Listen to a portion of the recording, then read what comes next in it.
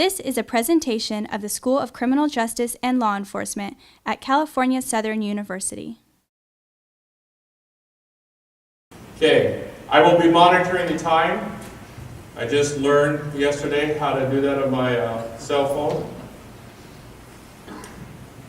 First question goes to Chief Quesada. How has racial profiling or bias-based policing impacted law enforcement? And how do you deal with the community concerns on this issue? Actually, I'm very fast here, so I'll use less than 2 minutes. Actually, every challenge that presents itself, specifically with racial profiling, provides opportunities. At the Anaheim Police Department, we took advantage of opportunities to look at cultural diversity once again. Every sworn officer has gone through the academy. That's probably the last time many of us have received cultural diversity. We took the opportunity to bring it back to the department and had every sworn officer, all the way up to the chief, take this class. We recognize that inherently we all have biases. No matter who you are or where you come from, we all have them. But it's what we do with them with respect to law enforcement. We must treat everyone professionally at all times, regardless of our biases. So again, at the Anaheim Police Department, everyone from the officer level to the chief of police has gone through training. Wow, thank you. Chief Rojas. I concur. All right, Tommy, I'll give you a little something more. Definitely agree with everything Chief Quesada said, but I think what's really key is that communication piece in all of our communities. We're very unique in Santa Ana that 80% of our community is Hispanic, and about 65% of our officers are of Hispanic descent as well, and about 60% are actually bilingual. So we may not have some of the same issues that occur in some of the other communities in terms of allegations of racial profiling. We honestly, in our community, we really don't see a lot of that, and sometimes people think the opposite. But I think one of the things that is key is that communication between all of law enforcement, from the chief on down, with the community, whether it's engaging with the neighborhood associations or the various programs that we have. Thank you. Wow. Do I get the extra time? Yeah. You can collect me, Chief Martin. Thank you. As said before, we've taken a really profound approach just to bring the community closer to us when we do law enforcement. We do that with Citizens Academies. We have cultural diversity groups aimed at every religion in Orange County. We have racial groups that we work with. We have an LGBTQ group that we work to try to bring those groups closer to the Sheriff's Department, where our mission is. People don't understand how, I think, law enforcement in general, bring those groups in and educate them about what we do and why we do it, I think, is very instrumental. The recent act, AB 953, the Racial Profiling Act, is going to require us to report certain types of stops. And that will both be beneficial, I think, to prove that we do a good job, we do it without bias, but it also does create data that I think, no matter how it's presented, people misinterpret what that means. And the language of that statute, I think, has some flaws in it. It's been brought down a little bit. It originally had perception of sexual orientation. I don't know how you perceive sexual orientation in a car stop or detention, so they changed that a little bit. But it's tough. How do you prove to the public that we don't perceive race when you're forced to say that you have to tell us what you perceive? We just do our job and see a violation regardless, without any bias, and we have to then say, well, this is a person of black or Hispanic or a female. That number gets calculated. We hope to go back to the causal factors that created the detention as a driving force, rather than just the demographic that's being stopped or detained. I think is a very important component of that. California has a new law that was implemented. For those aren't familiar, the new law requires every police agency in a time frame to take racial data and document it and keep it on every contact that they make, and it's been controversial to say the least. Fortunately, it gives agencies a time period based on their size of when they have to report that data. Chief Seabrooks. Well, good morning, everyone. Racial profiling and bias-based policing has opened a conversation, a much-needed conversation in communities all across the nation about the role of race. And I would hope, as we do in the Santa Monica Police Department, that we have these authentic conversations about the role of utilizing race and race as a determinant when you are talking about making distinctions about people who've committed activities that bring them to the attention of law enforcement. And rightfully so, communities need to be concerned, but it's an opportunity to educate a community about what the role of law enforcement is, what the role of a community is in the collective obligation for public safety.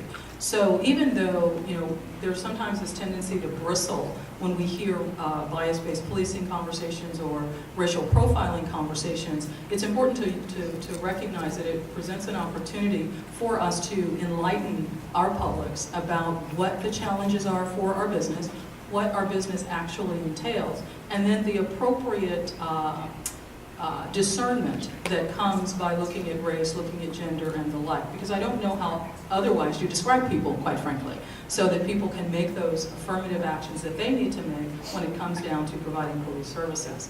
And then just as a way of building community confidence, as we look at the provisions of AB 953 and what it requires for agencies of varying sizes, as I told staff in my organization, we won't wait until and kick the can down the road and make that last minute decision about implementing the provisions. We're rolling out data and information and appropriately contextualize data and information, because data without the appropriate context is dangerous. And it does no one any favors if you don't put the foundational information along with it. To wit, for example, we put out information about our arrests, about our field contacts, about our citations currently. And we were doing that well before 953 passed, not by a whole lot, but enough to where I can feel comfortable sitting here saying it. So just in summary, though, I have people saying, oh, well, looking at this data, you arrest these groups and 5 times their population appearance in your community. And I said, yes, we do. But what you fail to realize is that our community as a population is 92,000 people. But we get 7 to 7.5 million visitors in our community every year. Now, what say you to that? And then as we look at that arrest data, it's also critical to look at the zip codes where the arrestees are coming from. They do not occur generally with a level of substantialness in the footprint that is our community. And that's the benefit of having these kinds of conversations, because you can enlighten a community that heretofore has been comfortable with a cloak of ignorance. Thank you. Chief Hammond?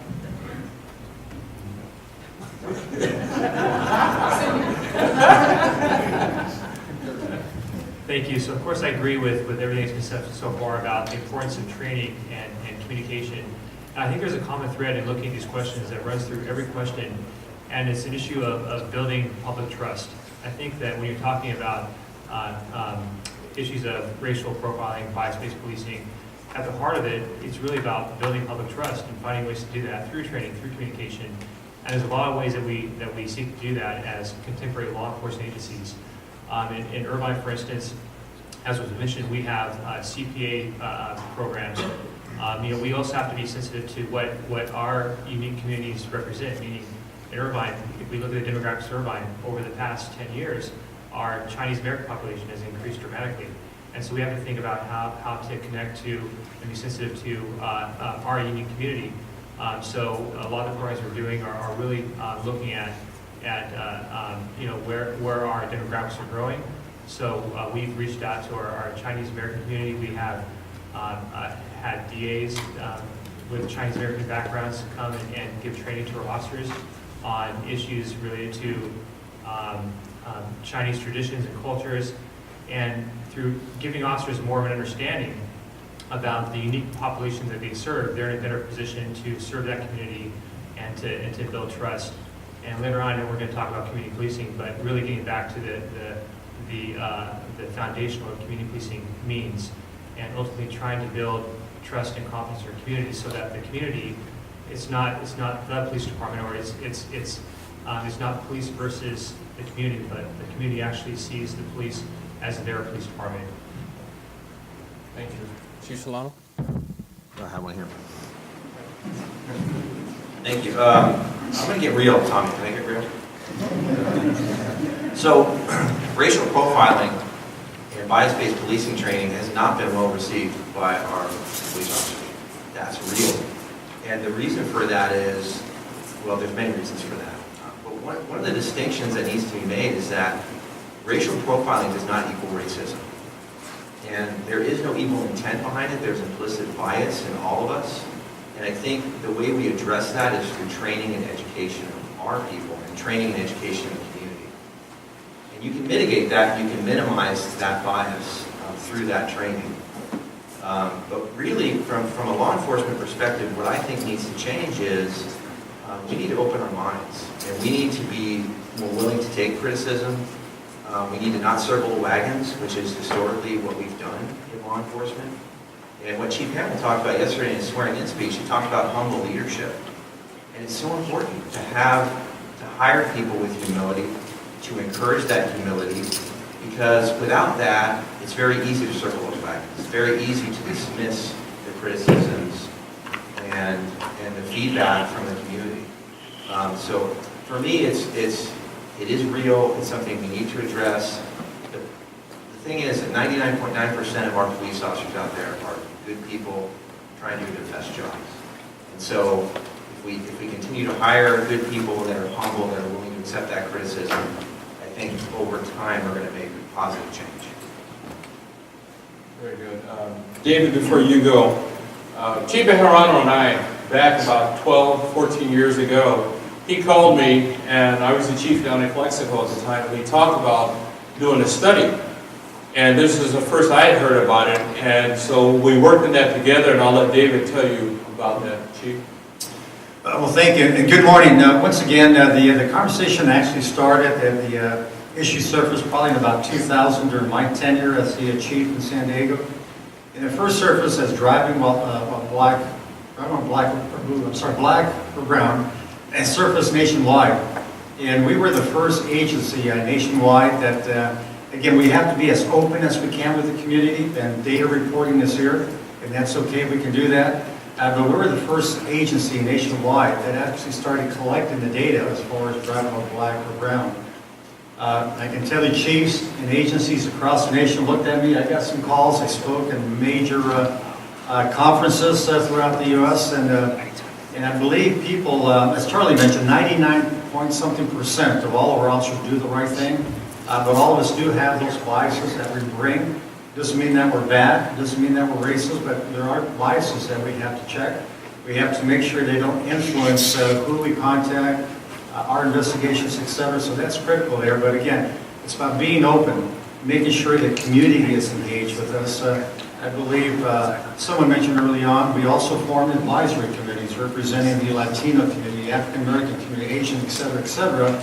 Again, if any segment of the community believes they're not being treated fairly, that's an issue for us, and we have to be engaged with them. So the training that we're doing now, but we're trying to do as much as we can as far as getting the word out throughout the state, is based on implicit bias. The Chicago model has been very successful, I believe, in most agencies where that training is being conducted.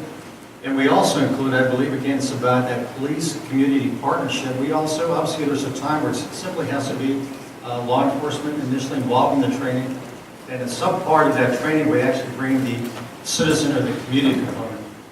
It's important to hear from them, for them to hear for us. So implicit bias, policing training, I believe, is one of the answers. Again, data collection. We have to be free and open with that information, even though I believe all of us have the concern again that it's without context. We'll provide all the information, but also there has to be some independent academic analysis of that information. But again, be open with that information. The other part, many of us have embraced the body-worn cameras. That's another critical piece, I believe. There's a lot of other issues as far as the use of that technology, the privacy issues, but body-worn cameras, I believe, are also huge as far as being a piece of the evidence that demonstrates how we're interacting with the community as far as that respect and dignity and making sure we're contacting people for the right reason. Sorry, what are you doing too? You're good. You're good. Chief, go ahead. Well, good morning. So, on the issue of racial profiling, bias-based policing, here, my thoughts on this, I echo what everyone is saying, and I think the harm that it brings to a community is very detrimental. It is just something that harms their reputation, professionalism of policing, not only in the communities that we serve, but across the nation as well. And some of the things that I think we need to do as a profession is not only getting involved more with our communities, not only wearing body-worn cameras, not only having training and things of that sort. Those are all things that we absolutely need to do and focus on. But we also think we need to get involved with our academics in the form of helping us as a police profession find ways to hire and promote the right people and find the candidates that are likely to police in an unbiased manner. That's a unique opportunity that we haven't yet taken advantage of. So, in addition to hiring those that mirror our community, and in addition to promoting and hiring the right people, we have to find those right mechanisms that really look at the depth of the type of people that we're hiring. Thank you. Chief Cisnello? All right, Tommy, I'm going to throw you a little curveball. First of all, I've had all the chiefs talking. I think I would just say concur.